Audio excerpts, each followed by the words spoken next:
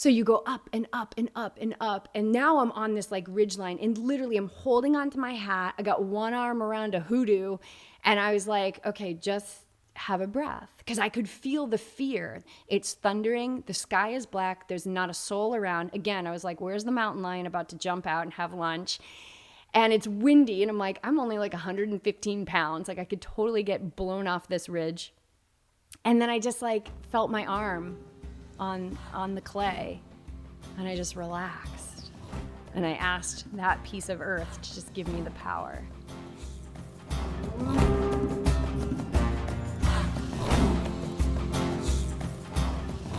Welcome back to the Yogi Triathlete Podcast. I'm Jess, your host, and this is episode 213. Today I'm here with Coach Beach, and we are going to smack down my experience at the Bryce Canyon Ultra 50-mile race that I completed almost just a week ago. First, I just want to say thank you so much to everybody who's choosing to listen to the show. You guys want to support us? Share the show with your friends. You know, we're on a mission to create a better world, and that is our intent with every word we speak, every post we put out there, every podcast that is launched is, you know, to encourage everyone to just turn their eyeballs around and look inside just a little bit. Just pay attention a little more. And that, I believe, is what will begin to heal this world. So thank you for your support. Thank you for every like that you've given us, every time you've talked about the show, every email that you guys have sent us about how the show has made a difference in your life. And I just want to put that right back on you and say that the show has served as the catalyst for you to make a difference in your life. We have everything we need right now, you guys, and it is that just turning inward to find it. Thank you to our Patreon supporters. We are incredibly grateful for you. We hope you've been enjoying the yoga classes. $10 a month right now. You're getting live yoga classes every week. For $20 a month, you are getting the recordings for every class, and you have 7 days for those recordings before they expire. So if you are making a difference in your life because of this podcast, because of the conversations, because of the intent that we're putting out in the world as a collective, consider making a pledge over at Patreon so we can keep the show going and we can keep it going in a way that is commercial free. All right, so I am going to hand the mic over to my husband and my coach, who is going to run this show. I get to run the show. That's pretty awesome. For the next 54 minutes, you get to run the show. We're going to count down those minutes one by one. Yeah, this is such a important time to do a Smackdown, because with everything that's happening and no races and people, you know, sort of climbing the walls, figuring out what their purpose is and what their motives are and who they truly are as athletes, we were granted this race in Bryce from Vacation Races. You had signed up a while ago, and it's one of the ones that has continually kept their momentum moving forward, moving from presence to see and check with everyone to make sure that they could have the race. And so the race was still on. You signed up for this race, and you had been training for the 100-miler in Tahoe. So this is supposed to be a lead up to Tahoe. Yeah, and I will say that now that I know the landscape of this race and I know the landscape of Tahoe, it's a really good prep. Yeah, for sure. But then what happened to Tahoe? Tahoe was canceled a couple months ago. Yeah, maybe a couple months ago at this point. By the end of April, I think we all have lost track of time. So at some point between March 17th, which was really the last day that we were like free to do whatever we wanted, Tahoe did get canceled. But Bryce was still on. And although people were telling me, well, that's going to get canceled too, I just kept training for it because it wasn't canceled. So why would I take the word of somebody else why wouldn't I take the word of the race itself that says we're still moving forward? And they had said that they were going to make a decision by the end of April, and they made that decision to keep it going. And man, getting that email, it was just like, Bryce Canyon Ultras is on. And I was like, I am so on too. I was really excited. And yeah, so I never let that momentum drop, which is so important. I mean, race canceled or not, I know the importance of momentum. If I'm not furthering it every day in the direction of the life that I desire and I dream of and the one that's on my heart, then I'm going to create momentum in the opposite direction. And that just doesn't work for me. I don't want to create momentum in the opposite direction. So how did things shift? Talking of momentum, how did things shift when you knew, so you'd been training for 100 and then there is no 100 and now you're training for a 50? Like what happened in that window there? What shifted? Nothing shifted. Nothing shifted. I was training for 100 and then I had a 50. And the thing is that I was set and ready to go for a 50. And I'm so glad that leading into this 50, I was training for 100 because I kind of feel like training for 100 is what this race required. Yeah, we soon found out this course. And I say I only did the final 4 hours with you. Very little short snippet of the course. But yeah, from what you have shared so far, it's a pretty unrelenting terrain. Yeah, they say, I was reading in the race guide the day before that, it's their most challenging course in their catalog of races.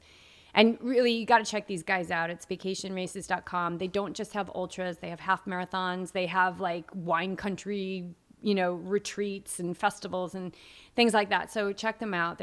They really, really, I think, deserve the kudos and the support. They're amazing. They're risk takers, and I love it. Well, what really caught my eye was the video they did that you were watching. I remember this so clearly downstairs in our place at the bar, and they just kept things so matter of fact. And you were listening intently on what's happening, like where they were coming from, what their message was. And they kept coming back to the awareness of, if this doesn't align with you, if this race doesn't align with you, you can walk away. It's totally fine. And the great thing about that is they give all their registrants the option to go next year or the year after or another race. They have like flexible options. Yeah, they gave you a ton of options. You could sell your bib. They actually created a thread on their own Facebook page so that it could be less confusing for people to sell their bibs. And you could transfer your bib to another athlete, and you could also transfer your registration to, I think, any of their other races. But there wasn't any refunds, which I think is totally acceptable, because let's say you signed up for the race and something happened in your life and you couldn't go. You wouldn't expect a refund, would you? I don't know. Maybe some people would. So it's, you invest in yourself, and it's not just race day, you guys. It's the investment is every single day it's paying itself off, because it's bringing you to a higher level as an athlete and a human. Because if anybody has trained for endurance sports, you know that it does force you to look inside. And that's really why Yogi Triathlete was born, is yoga and Ironman training brought me to the same place from very different paths. And I thought, what if we brought them together and we didn't have to wait to get there? We already were there, and that is how we raced and trained. What would that be like? And now we know, because that's what we've been living for many, many years. Yeah. It's the process versus the outcome. So if we invest in the process, the day-to-day stuff, then the outcome will take care of itself. Yeah, and my motto for life is do everything with love and without attachment. Yeah, that attachment gets I feel like there should be like a little ding for everybody to just really soak that in. What if you did everything in your life with love and non-attachment? How would your relationships change? How would your racing change? How would your training change? How would your trying to figure out what race to do, like everything in your life, how would it change? And it's not instantaneous, it's a day-to-day practice. But what if you had the skill, you invested in yourself and you had the skill to do everything with love and without attachment? I think that's a game changer. I think lives would sparkle. I think people would get lit up with opportunities versus the sense of lack. Yeah. I really do. Well, I think we'd remove the hell on earth that exists. I mean, it exists. We've been seeing it as of late as well. And I'm thinking about our interview with Brian Kest, that our greatest addiction is our addiction to this virus of the mind. And until we address that, we're going to be doing things with attachment because the mind attaches to everything. So let's get into the race. Let's do it. So, Bryce Canyon. Never been there. High, hot, and dry. We soon realized how warm it was. Well, it was very typical of a Gumkowski family trip. It's like we get there and we're like, whoa, it's hot, it's dry. We live at 15 feet and a quarter mile from the ocean, so that climate hit us pretty good. But it felt like Boulder when we lived in Boulder. It felt like that dryness right away, the dry nose and the sleeping. So, all right, so tell me about your approach going into this race. So you knew the terrain, you knew the cutoffs, you knew, the gear bags, and you did your due diligence. But what was your approach? Like, where was your mindset even before stepping foot onto that start line? Well, it was really interesting. Underneath everything, I was carrying like this, almost this like rock of energy within me that felt like dread. It was really interesting. I don't even think I shared that with you. And so I knew that I had a choice to give that attention or not to give it attention. There was something deep inside me that was like kind of scared. And so my approach,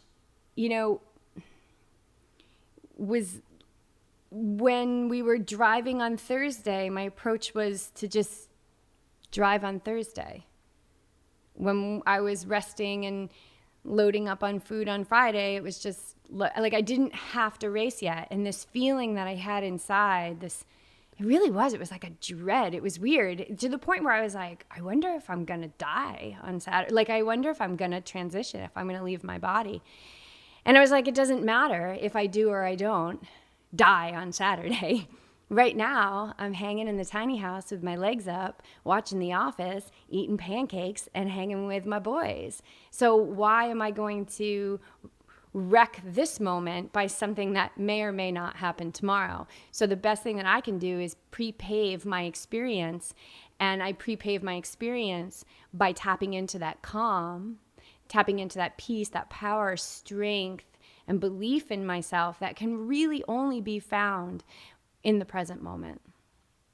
So my approach was like everything else, my intention was that I was going to go out there and I was going to give it my all because that's what I do. And I've done that for a long time, whatever my all looks like. And it was also to finish what I started, no matter what came my way. My intention was to go out there and connect with Mother Nature, to knowingly put myself in a situation where there would be intense sensation in my body and work to further strengthen my identity as something that is not the body or the mind or the thoughts. So for me, race day is always a yoga practice. I mean, I make my life a meditation. That statement, make your life a meditation, was dropped in my awareness many years ago. And that's what I do every day. Is that I want to make my life a meditation. And sometimes that means I got to pump the brakes and remember, like, whoa, you're halfway through cutting this pepper for dinner tonight and you don't even remember it. So come back to the moment and merge your awareness in with the activity, which is the definition of flow. This is the flow state. So I wasn't going to wait until race day to practice that. So I was practicing it in each moment leading up to it. And, perhaps maybe the nervous system knew that something big was coming. And then the mind likes the dramatic, so it wants to label it as like, well, what if you die? And then who I truly am is not the body or the mind or the thoughts. So who I truly am is like, so what? So what?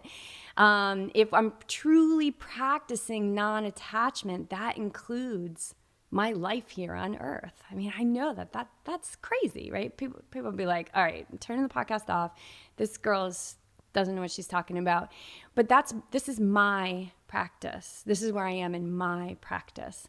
It's just practicing presence every moment leading up to the race so that I can practice presence every moment during the race.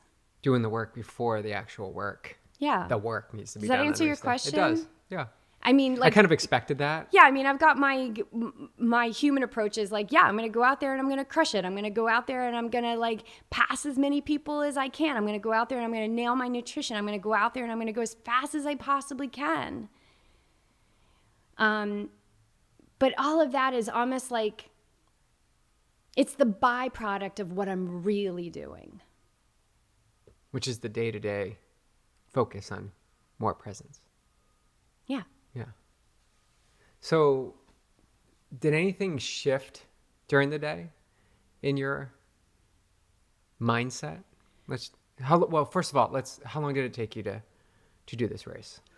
I think the clock time was just under 14 hours. So Okay. and obviously that's clock time. So from the time I crossed the starting line to when I crossed the finish line, and including 8,000 pee stops and a little bit of like hashing it out at the Red Canyon aid station after I did that crazy loop. We'll talk about that. Oh my God.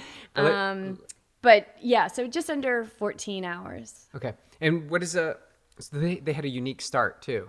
How did the start go?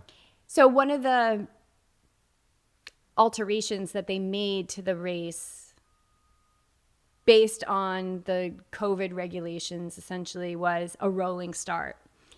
So the 100 miles started at 5 a.m. and they had from 5 a.m. to 6 a.m. to begin. The 50 miles started at 6 a.m. and I had from 6 a.m. to 7 a.m. to begin. And then they also had a 60K, 50K, and a 30K. So I had just immediately kind of thought like I'll start somewhere between 6:15 and 6:30. And when I looked at my watch when I crossed the starting line, and it was 6:20. So it was kind of funny. Like we just kind of pulled up, and Vera was there. Vera's been on the podcast. She was awesome. She totally hooked you up, BJ, throughout the day. And I saw Vera, and that was it. It was like Vera and you, and Vera was with a girl. Her name was Alexis. And it was like, okay, see ya. And I ran through the starting line, hit the starting mat, and I kind of turned around thinking that you guys would all be like watching me and cheering me. And you guys had already like turned around and you were walking away. I was like, all right, I'm on my own. Let's go do it. I love that. I love the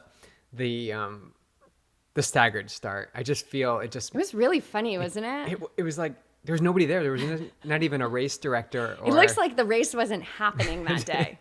There's just the big structure to go under, and then you start. Yeah, you just go. It was really cool, and it was quiet in Proctor Canyon. So the beginning of the race, you go, I think it's like you climb like around 700 feet, but it's pretty gradual because we came down that way, right? Like it didn't seem like a lot. But it's this gradual climb, and it's in this canyon, and I'm like it's like just starting to be, sunrise, and the birds are singing, and on one side it looks like Lake Tahoe, and on the other side it looks like, Bryce Canyon, basically. I'm looking up on these buttes, and I'm just waiting to see like that mountain lion up there, like looking. And then I was like, why are you actively calling a mountain lion to you right now? Because that's exactly what you're doing. So I just got calm and just kept moving forward. But it was also, it's like, what do you want to focus on? Obviously I'm in this canyon. It's, the early morning. What am I going to focus on? So I focused on the birds singing, and I focused on looking at the trees, and I focused on the foot strike. again, coming back to that present moment. Sometimes you got to pump the brakes. And the starting line was great. It was fun. No pressure whatsoever. It's almost a gift to the athletes that were anticipating the unknown. Although I did feel like I felt ill that morning. Remember we were driving and I was like, God, I feel like I'm going to throw up. So whatever that rock of dread was starting to break down, I believe. And once I started, it was gone. There's no dread. So how did you navigate the race in terms of, you talk about being present and feeling your feet and hearing the birds, but you were coming up upon aid stations here and there and actually gear bags every now and then. How did that focus shift? Were there moments of, I need to just get to this next aid station and that's the next checkpoint? Or were you noticing those thoughts and coming back to, okay, I just need to keep walking here, or running, or run, walk, or staying in solution energy? Yeah, well, it's, I know where the next aid station is. So it's like, okay, let me just so I'm breaking down, I've done this since Ironman days. It's like just aid station to aid station. So knowing that, that's my next destination is the aid station, and then just experiencing the moment and always taking advantage of connection with people as I would pass them. And it was the gratitude was incredibly high, because we were talking, like me and the other runners out there were talking about how literally we were the only people in the world that were being given this gift. And some people I would say that to, and they would be like, oh my God, I never thought of it that way. Thank you. Like I was having a tough moment. Like, oh my gosh, yeah, I got to keep things in perspective. But most people were just like, we are so blessed. And that's how I left everybody. Like I would just be like, we are so blessed. And I would just kind of keep running along. So I had some really fun interactions with some people and got their names. And yeah, like people, I don't know. It's just, there's so many meaningful, anybody who's done an ultra marathon on the trail knows that you have this opportunity to make these really meaningful connections with people, because unless you're at the front of the pack, nobody's in a huge rush, right? And at my level, I'm not in a huge rush, although it's the best I can do always.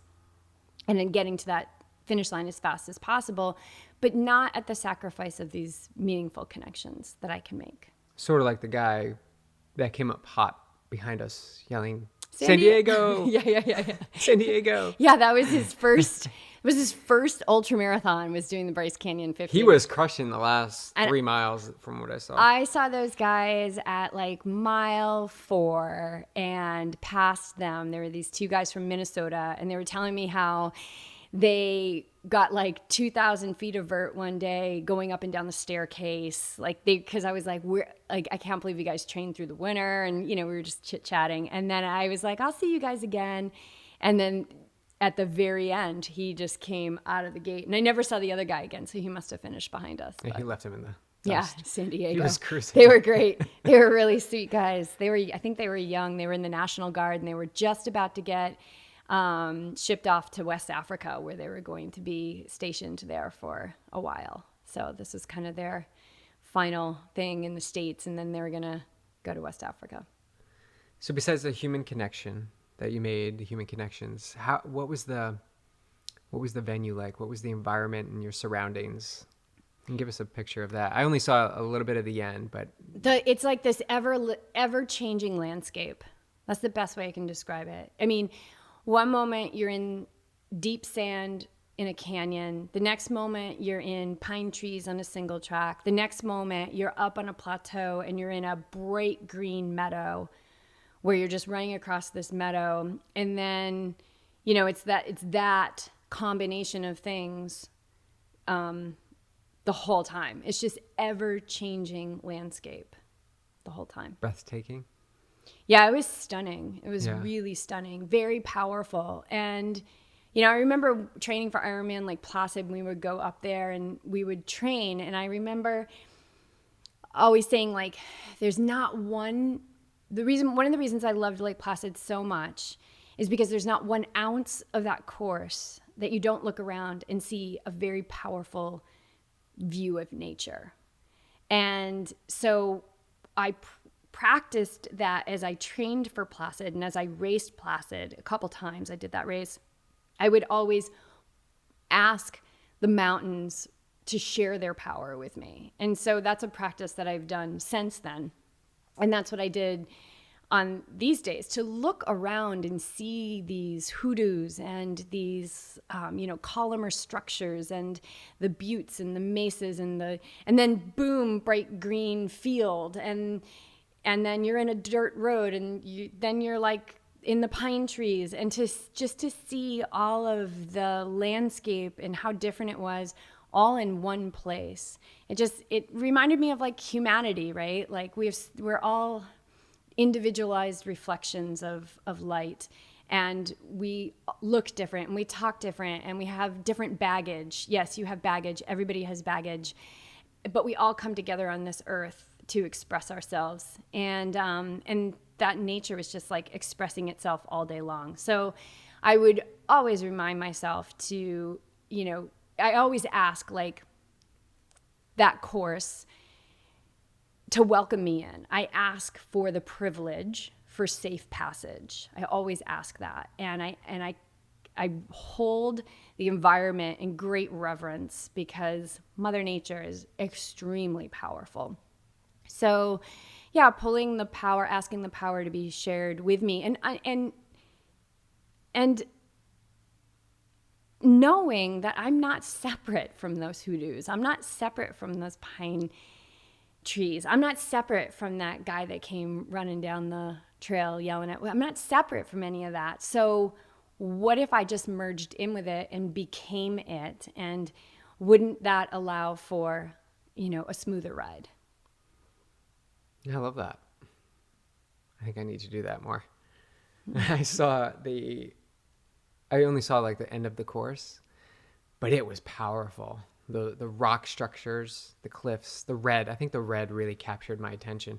And then we went into that red snaked path where it was just, the trees were kind of barren. It was like red clay, sandish. And sometimes we were riding on the edge, sometimes we weren't. And then you look over to the right and it was all green, like deep green pastures and trees. Yeah, there was so much contrast there. There was so much. And I tried to catch you a few times with taking photos and video in and out. And, you were at that point, you were doing a run walk. You were walking, running. This is in the later stages. You were at least 10 plus hours into the race at that point. How do you feel your body held up? Because you've been doing a lot of work in your mobility and strengthening for almost, I want to say, a year at least now. Are you a different runner? And how did you feel that durability show up? I felt like the foundation never cracked. I felt like I had fatigue. I had fatigue. I had fatigue, but the foundation, I don't feel like it ever cracked. I don't feel like I ever had a crack in the foundation. I don't feel like I ever had a breakdown. I don't feel like I ever had a breakdown in my run form. I really don't. The way I felt like I was holding myself, the foot strike felt the same that it did at the beginning. It was just the weight of my legs felt intensely different from the beginning to the end. But I don't feel like there was any breakdown in my foundation at all. And you took it pretty light leading into this race. Like the week leading in, your run volume went down. Though 2 weeks. 2 weeks before, but I was having some hip flexor sensation, which was not allowing me to even run. So I went from like a 62-mile week to like still a 26-mile week.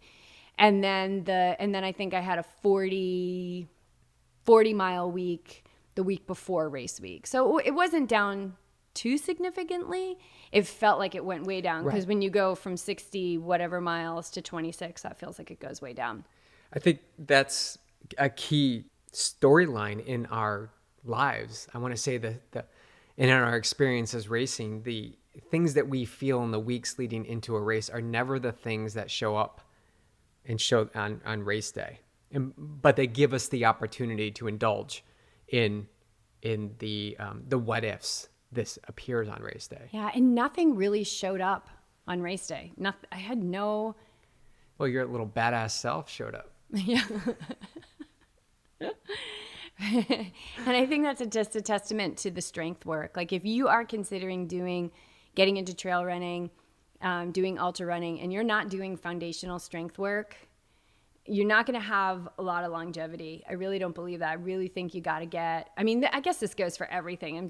It feels relative because I'm doing it on the trail, but same with Ironman. Like you got to be doing this foundational work, core work, glutes, getting those glutes activated. You gotta get going on that if you're not going on it now. So that's been invaluable.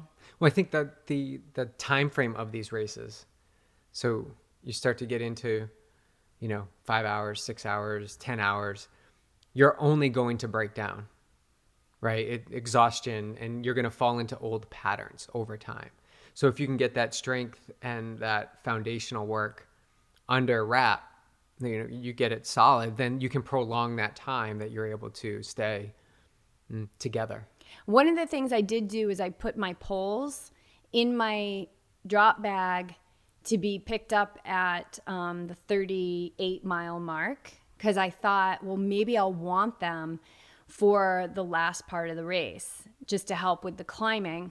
Now, had I known what I know now, I would have picked those poles up before. So you go to this aid station called Red Canyon where their drop bag is. I would have picked those poles up and done the Red Canyon loop with those poles, because the Red Canyon loop that was a huge withdrawal. That was a huge withdrawal late in the race.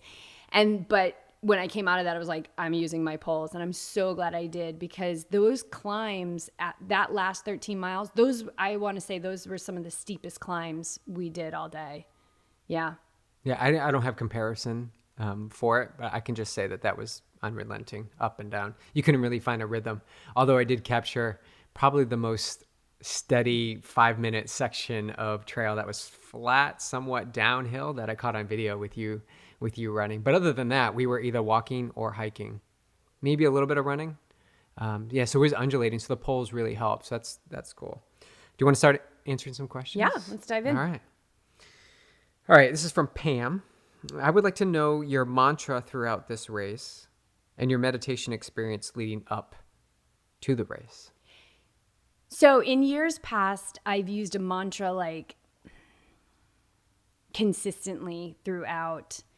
Like there were times at Ironman where I would do a mantra for every step of the marathon. I mean, every step of the marathon. And one of the ones that I used, again, Ironman like Placid, was I can do miraculous things with very little effort. I love that one. I can do miraculous things with very little effort. I did that from start to finish, which was an amazing practice in concentrating the mind. What a great practice to concentrate the mind. So is that what mantras are for? Yeah, mantras help to focus the mind. The goal of meditation is to make the mind one-pointed. So be able to tell the mind where you want it, keep it there as long as you want it to be there.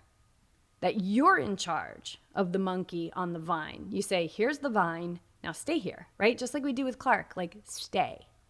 And I will let you know when you can move about. And I do think that it's a good exercise as well, just like with Clark.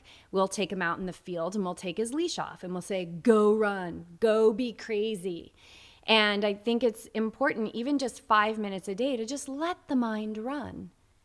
But because I've lived a life where the mind was running all the time and in effect running my life, I can tell you that it's not the ideal way to live. The ideal way to live is to train that monkey and be in charge. So a mantra, especially when you're racing, is a really great way to keep the mind focused, to keep you in the present moment, because if you think about it, the mantra is happening right now.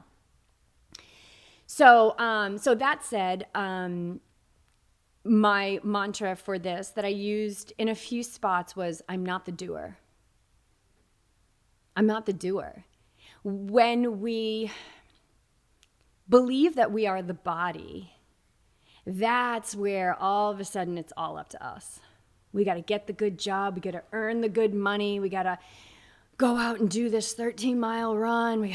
Oh my God, I gotta do this fartlek workout. I've gotta do these intervals. Oh, I gotta go to the store. Like, it's all on us. We gotta do it all.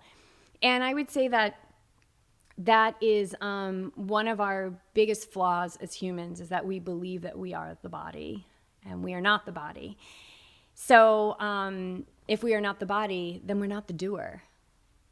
The human is such a tiny little piece of what's available. You know, we know from science that that only 5 to 10% of this universe is what we see, is our physical reality, what we can hear, see, taste, smell, touch. That's like 5 to 10%. I'm being a little generous here. I think it's more like around 5%. That means there is 90 to 95% of undiscovered universe. And if everything is energy and at its essence is light energy, that is all non-physical support that we can pull in and help to aid this human that we are here to live and express.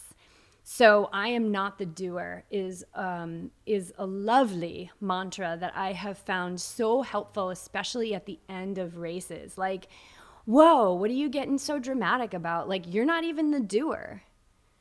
Like, just be done, you know? You are being done. Yeah, be done. Be done by the energy that creates worlds. And as soon as, in my experience, I shift over to the I'm not the doer, because I'll forget. I fall into the land of forgotten, and I think, oh my God, another hill. And then I go, hold on. Not only am I the hill, I am not the doer. I have the energy that creates worlds coursing through my veins, flowing under my feet. It's what's holding this trail in place. It's what's rotating the earth. Like, I'm not the doer. So I allow to be done. And that is always an immediate shift that I feel in the relaxation of my body, the decrease of sensation in my body, and my ability to even pick up the pace. Is when you take the weight of the world off your shoulders and you allow that non-physical support to do what it wants to do because it loves you, which is to assist you to live your highest expression here on earth. So I'm not the doer, Pam. That was my mantra. And so what does your meditation practice look like leading into the race? So meditation practice doesn't change. It doesn't change. That said, it has changed over the years, because 10 years ago, I would be like, 10 days out, I'm going to visualize the race for the entire meditation, and that's what I did. And that really helped me, because we know from science that when the mind believes it's already been there and it's done it, when you show up on race day, it's not such a big deal to the nervous system and to the mind. What I didn't know back then is that, yeah, you can visualize, you can see it, but that's not as helpful as you think. You gotta feel it. So I consider that to be envisioning, where you're feeling the experience, because the feeling is the creation. So that said, my meditation itself didn't change much, but I did spend time. What I would do at the beginning is I would surround myself in white light, and then I would see myself and feel myself in a place of calm. So no matter what comes my way, mountain lion, falling on the trail, forgetting my nutrition, I want to navigate all of that from a place of calm, because when we are calm, we are invincible. I want to be invincible. I really don't particularly care to be anything but. So I would envision myself as like a ball of light, and I didn't know the course on foot, but I knew what the course map looked like, and I knew what the profile looked like. So I'd see myself calm and ease going through the course, but that was maybe, 5 to 10 minutes of my meditation every day.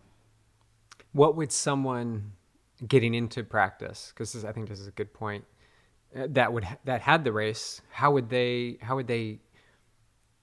take their meditation leading in? You touched upon visualization, but maybe more specifically, what would someone new to this, what would help them calm their nerves or anxiousness or fears leading into the race? What could they do in their meditation? I would use the mantra, I am calm. And I would allow myself to feel calm. The calm is already within you. We block it because we fight so much against things. We fight when our packages don't get delivered on time. We fight when we get a flat tire. We fight when somebody cuts us off. We fight when the dog's got dirty paws and comes in the house and tracks it on the carpet, when it's exactly what we need in order to show up, to find the calm that is within us. So that is a mantra that I would say almost every athlete that's come to me, I ask them, what do you want? And they say, I just want more calm. So that's always the mantra I give people is, I am calm. And not just, I am calm, I am calm. I want you to feel it. I am calm. I am calm. What does calm feel like? What does it look like? Can you imagine it soaking into your cells? Because that's where the change happens, you guys. It happens on a cellular level. We know we can affect the vibration and the frequency of our cells. Every cell has a positive and a negative charge. We're like little batteries, tens of thousands of cells. I am calm. So that's what I would recommend. Just focusing on calm. Because when you're calm, you are invincible. When you're calm, you can navigate anything. When you're calm, you're present. And when you're calm, that is an essence of presence. Mm-hmm. Yeah. All right, Tracy, what caused your soul to be left, and how did you get yourself out? What did you say to yourself? So you did a post. Yeah. You teased everybody a little bit. I did. What did you say in that post? I had posted a picture on Yogi Triathlete of me in Red Canyon. And I said, I may or may not have left a piece or two of my soul here. And so a couple of people had this question. And the Red Canyon Loop is now, of course, my favorite part of the course, right? It's got to be my favorite part now because it was so unexpected. And I think that's what it is. And shining a light on how I had an expectation that I was going to get into Red Canyon. And it was like, I kept saying this to people, like, I kind of feel like that was a little glossed over in the race guide. Like, you're going to go through the Red Canyon aid station, you're going to do a 5-mile loop, and then you're going to come back, right? So the mind was like, just do the 5 miles, nice little jog, and then BJ will be there. So it was like right? So I say the race guide kind of glossed over it, but who glossed over it? I glossed over it. I glossed over that 5-mile loop. For some reason, I had it in my head that it was going to be like this kind of like little 5-mile. I'm like, I'll be out and back in an hour, no problem. Because I had been right on schedule. Like I left the 25-mile mark and I had 8 miles to go to get to Red Canyon. And I said, I'll be there in about 2 hours. And there was a bunch of climbing up and down, super steep, absolutely gorgeous section of the course. Got there, boom, right in 2 hours. I was like, oh, this is amazing. I'm totally going to break 12 hours on this course, right? So expectation. And so you leave the Red Canyon aid station, you get on like this bike path. And I'm looking at the people who are coming down. And everybody looks like, they just look like something had just like ripped a piece of their soul out of them. And I was like, that's interesting. They must not be as strong as me.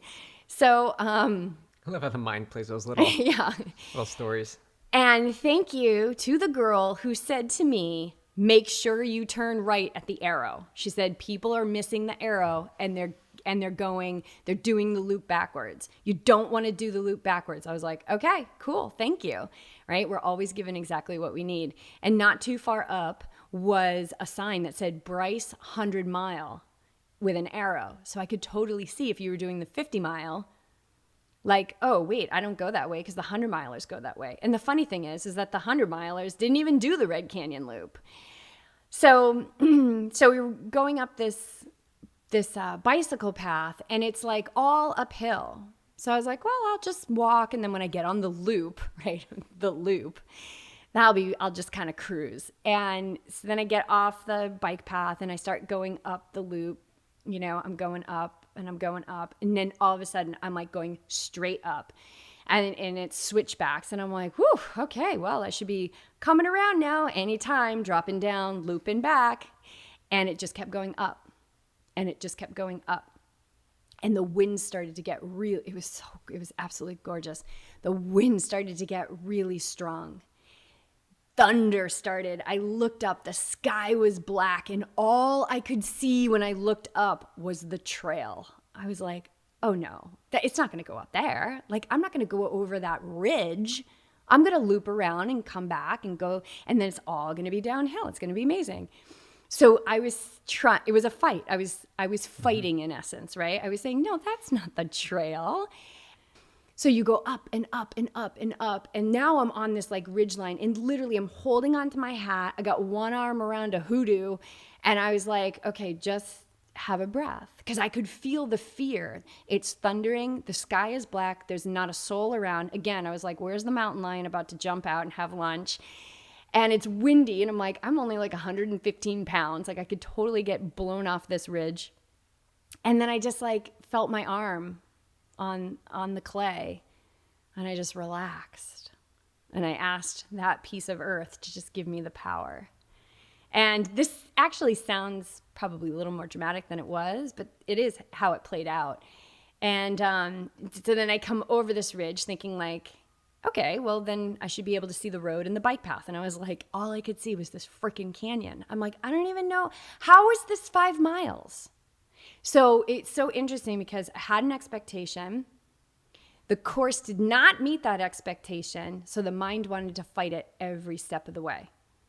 Like, how is this 5 miles? This isn't 5 miles. How is this, and the funny thing is that I knew I was in for something, because when I had reached the 50K mark, I looked and we weren't even at a third of the elevation that needed to be climbed. So of course I'm doing math, right? Which never do math for an ultra marathon, because the distance is never accurate. The elevation is never accurate, right? But I'm doing the math. And your mind isn't in the right place to do math. Yeah, I know. So I'm like, still like, yeah, you're either coming in last place or you're winning. So when I say like I left a bit or two of my soul up there, it's because it was very dramatic. The landscape was probably the most dramatic. It was treacherous. Like, it was treacherous conditions at times. Like, there was times where I still kind of wish I took my camera out at this one point, because I was just laughing.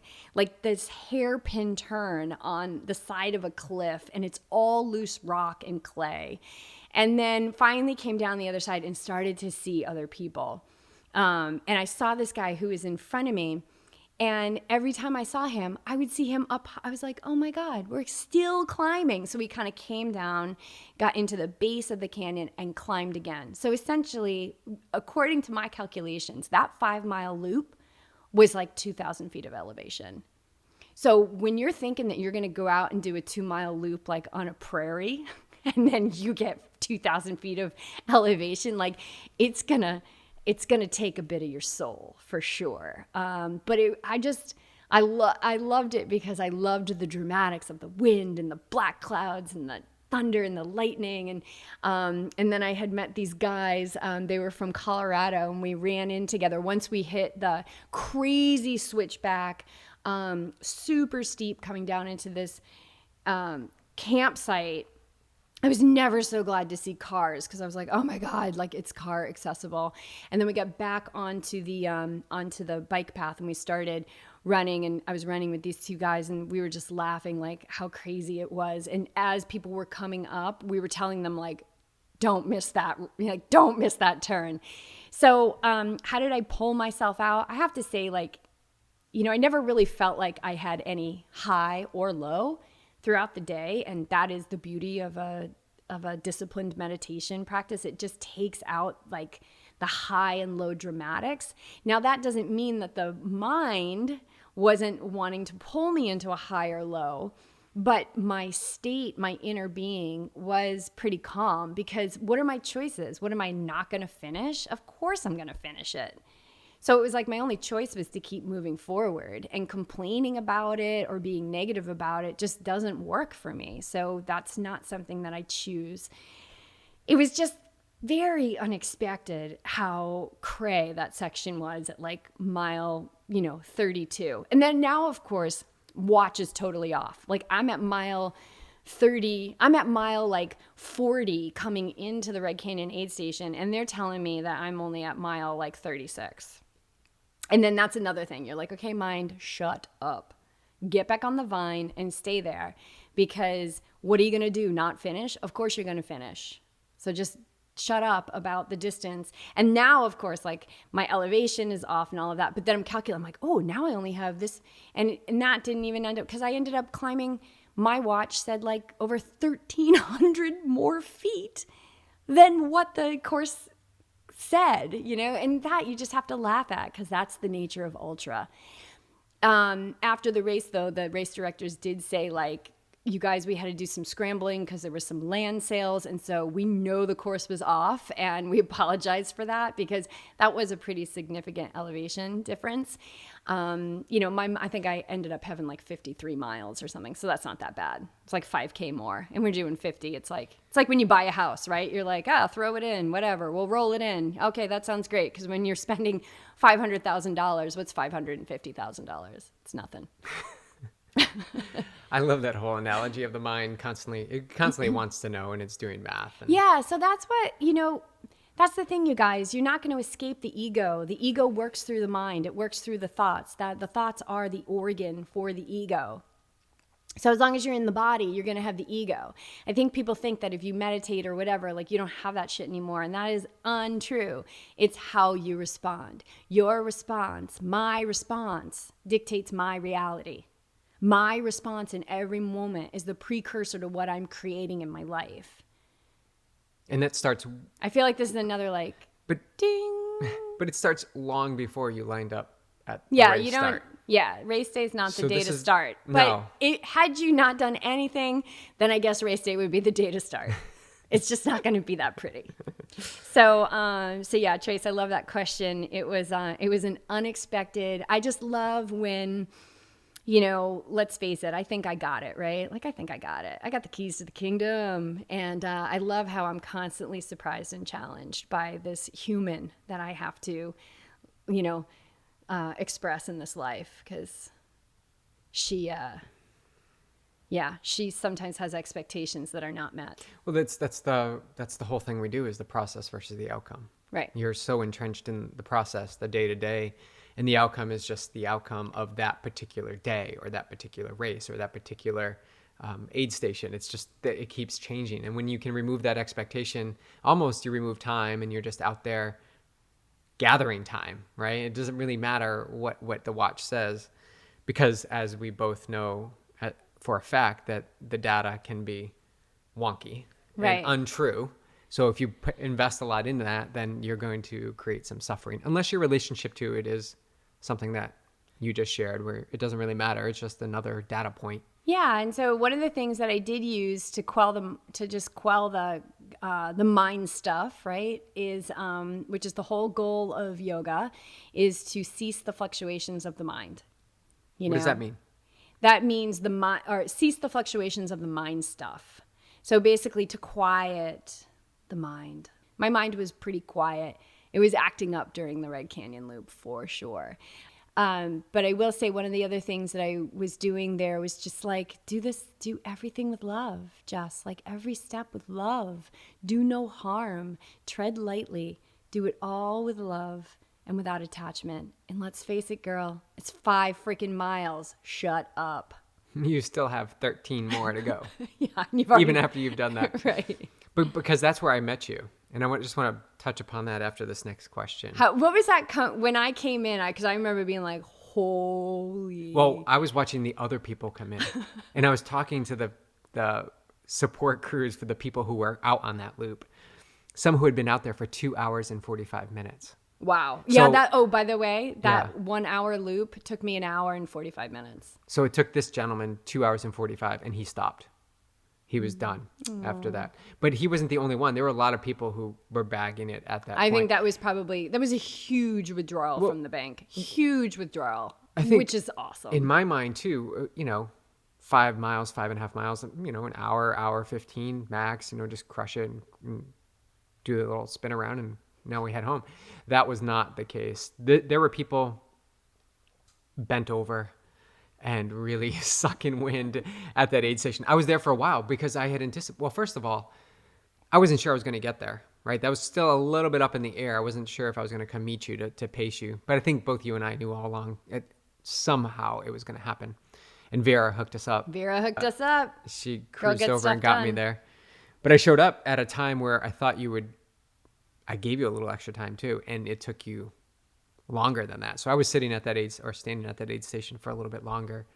But yeah, people coming in were not looking good. Not looking good. Even you were like, I think I have a photo of you and you're like giving a high five to the air or to Red Canyon, I guess it was.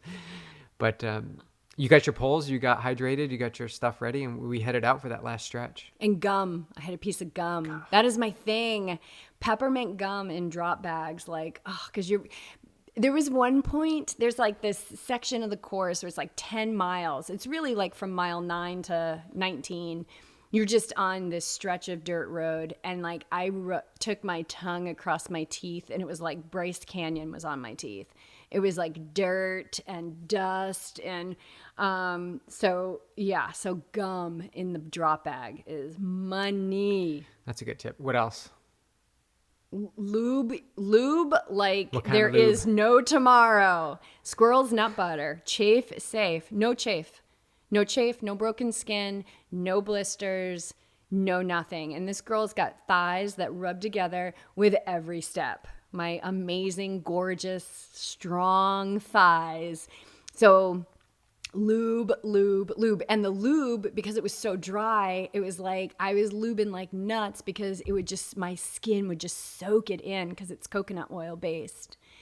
And it's not synthetic, and they have a vegan version, you guys. So squirrel's nut butter. It's money. All right, let's jump to the last question. Okay. Deep Thee, and then I want to talk to you. Deep Thee, how did you navigate the challenging times, and what was running through your head during those challenging times? So I would say... And what you consider challenging. Yeah, so the challenging, there was some... I would say if we're talking about the challenging times, yes, I just talked about Red Canyon, but what came after Red Canyon was no cakewalk either. That was the last 13 miles, which took 4 hours. And the mind jumped in the front seat and was just like trying to get the keys from me the whole time. It was like, even though I knew my watch was off what the course was, even though I knew my elevation was not what the race guide said, it was like constantly wanting to know where the finish was. Okay, it's over this ridge. Okay, it's over this ridge. Okay, it's over this ridge. So that last 13 miles, I would say I was in a battle of the mind. So what do? I let the battle happen, and I keep bringing my awareness back, and I keep moving forward. Move forward, just keep moving forward. So the medicine is presence. The medicine is bringing your awareness to the present moment, because in the now, there are no problems in the now. And what do you want to focus on? You want to focus on what you don't want, or you want to focus on what you want? You know, what I wanted was safe passage. I wanted the finish line as soon as possible, so I aligned my actions with that. I took the time to look at that gorgeous bright green field up, in contrast to the clay and, the alive trees and the dead trees and the little, surprising water crossings, and then that surprise aid station, which I completely removed from my memory. I was like, oh my God, Before aid we station. crossed the water, the guys that gave you Coke. Yeah, and Pringles. Yeah. And everything, you guys, at the aid stations was all pre-packaged. So there was nothing cooked or cut. So aid station offerings were reduced, which is fine. I don't eat a lot off the aid stations. I do love pickles. And instead of having pickles, they had pickle shots, which were like... It's like doing a shot of SoCo. It was legit. So I had a pickle shot before I went to Red Canyon. That was a good move. But yeah, that aid station. And then I remember looking at the board, which tells you where you're at in the race.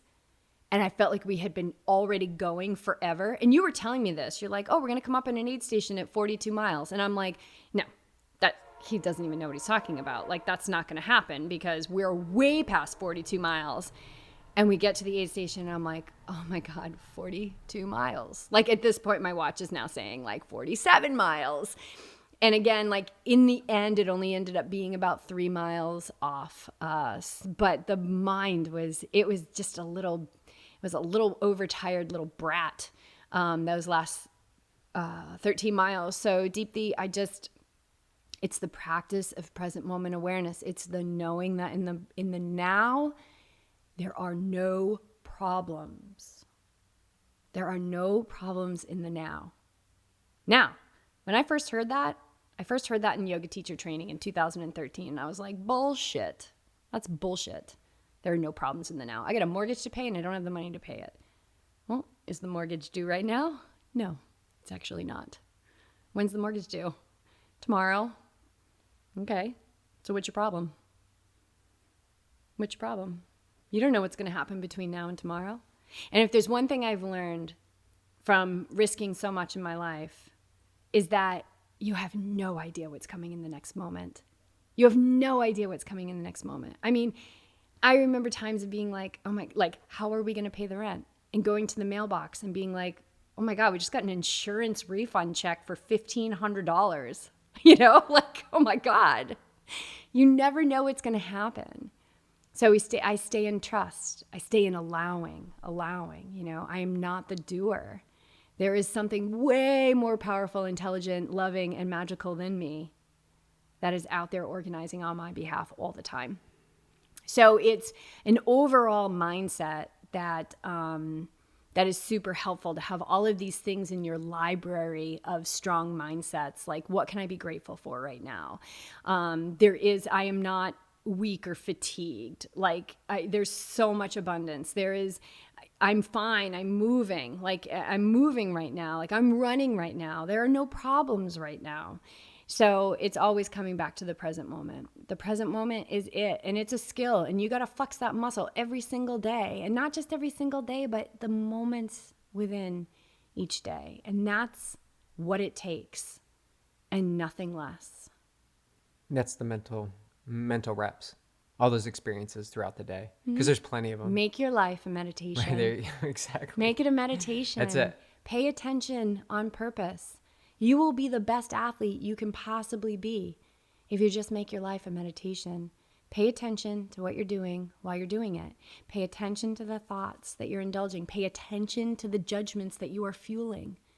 Pay attention to the negative self-talk. Pay attention to the laziness. Pay attention to excuses that you classify as reasons. Pay attention. And your life and what unfolds in your life will make so much more sense. And you will realize that you are creating it all. Because the universe is just going to give you back what you're putting out there. And in fact, not only are you going to get it back, it's going to multiply. So what we send out into the world goes into the cosmic consciousness, it multiplies, and it comes back to us. And the unconditional love says, well, it doesn't matter if it's what we consider good or bad. Because if it's good, it's going to be multiplied as good. And if it's bad, it's going to be multiplied as bad, because that's exactly what we need to wake up and start to realize that we are a small percentage of what's available. And when we connect in with Source, there's nothing that we cannot accomplish. There is no limit to our love. And we will see what actions we are taking that are not aligned with our goals, and everything's going to make so much more sense. And we'll be able to remove those actions, adopt new actions, and reach our goals all the time. Doesn't have to be so dramatic. I love that. I wanted to wrap this up, but maybe with this question. This is one thing I noticed. You bookended the race with 2 falls. Mm-hmm. Yeah. I got to witness one of them. Mm-hmm. And the way that you process the falls is quite impressive. It's not, you fall gracefully or you're getting to be really good at how you tumble and fall and roll over, but you're very verbal with it. You're very vocal with your reactions, but it has nothing to do with the judgment on the fall or good or bad. It's just how you process that experience. So how did you get to that point? Like, is that just your natural state? Well, put some words around that. What's your observation of what I verbalize? Just the whew and the wow and the and the dramatics of it, but you don't get caught up in the dramatics of it, is what I'm trying to say. I feel like I did, like for me, it's just discharging the energy. Yeah. But I always say thank you because I'm always fine. Like I have yet to put a rock through my eye. I'm always so thankful. I had fallen around mile 5 of the race on a downhill on a dirt road, and I kind of skidded and I ripped up my elbow a little bit. And I remember thinking later on in the race, like, I don't want to fall on that elbow again. And that's exactly what I did with like less than a mile to go. I skid on that same elbow. And you know what? It wasn't that big of a deal.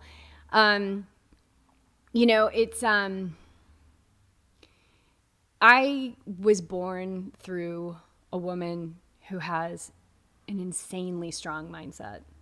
From as early as I can remember, she would always tell me, like, just be in this moment. Don't rush your life. Just be right where you are. Presence is the gift. That's why they call it a present, Jess. The present moment is the gift, not yesterday or tomorrow. And it made me crazy, like as a 12-year-old, 13-year-old, 14-year-old, when everybody in school was making their plans for sleepovers, and I'd be like, oh, can I go over to Mara and Martha's house? The twins, like the token twins. They were always so cool. And can I go over to their house for a sleepover? And my mother would say, well, we'll see what Friday brings. I was like, we'll see what Friday brings. I got to go back to school and I got to face everybody. What am I going to say? Oh, we'll see what Friday brings. I'm in 8th grade, So she was always, I would say I came through her on purpose. And she was constantly there to remind me about the present moment and gratitude, and always gratitude. No matter how my dad getting laid off from work, we lived in a big house, we drove expensive cars, and there were so many times where they were financially strapped, and my mother would always just say, like, we're going to be provided for. Like, we're going to be okay. Like, it's okay. And she was always looking, and she's still like that. At 87 years old, she is completely unfazed by, like, the whole COVID thing. Like, she was like, I'm going out every day, and that's that, And she started wearing a mask only because she realized that everybody was so uncomfortable with her not wearing one.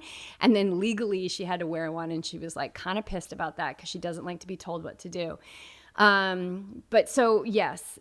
So from a very young age, I've had an extremely grateful attitude. I have had present moment awareness. That was nothing new to me when I started meditation. So even though there were many times in my life where I struggled extremely dark, went extremely dark in many phases of my life, that mindset was always there. So yeah, when I fall, it's like, I'm fine. I was fine. I was totally fine. So yeah, did I answer your question? Mm-hmm. Yeah. Yeah. And then I continue to strengthen and flex that muscle every day, and I have my whole life, and meditation just compounded it so that the darkness doesn't have a hold on me. The monkey mind doesn't have a hold on me. The catastrophizing that we do as humans, it doesn't have a hold on me, because this is a game. This life is a game. Everybody just needs to, like, relax a little bit. You don't have to fight for your worth. You don't have to fight to matter. You're loved unconditionally simply because you exist.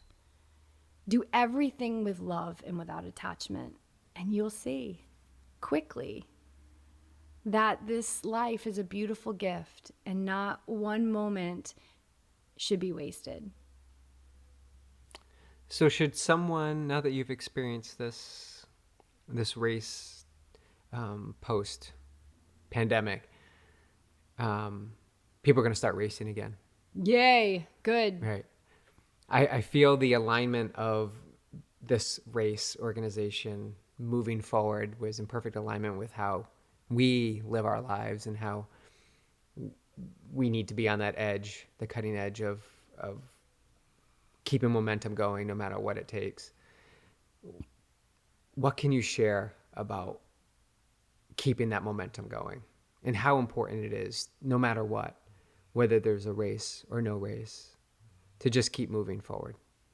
Well, if you're not keeping momentum, if you're not awake and ready, if you're not paying attention to your life, then life is just having its way with you. You're creating by default.